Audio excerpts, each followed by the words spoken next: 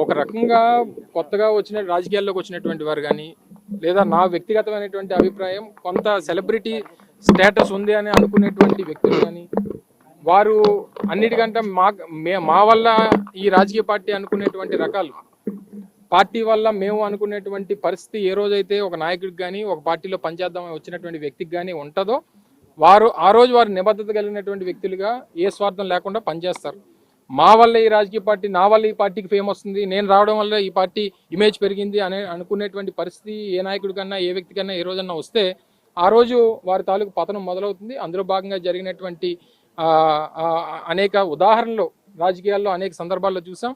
నేను అనేక సందర్భాల్లో చెప్పాను, పార్టీ వల్ల పార్టీ జెండా వల్లే మనం తప్ప మన వల్ల పార్టీ కాదు అనేటువంటిది ఏ రోజు అయినా ఎవరైనా గుర్తుపెట్టుకోవాల్సినటువంటి ఒక రాజకీయ సూత్రం.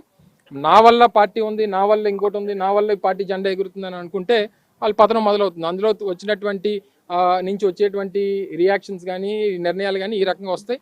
సరే, అక్కడ ఎన్ని రోజులు ఉంటారో అక్కడ ఎన్ని రోజులు మాట్లాడతారు అనేటువంటి అక్కడ కూడా చూద్దాం.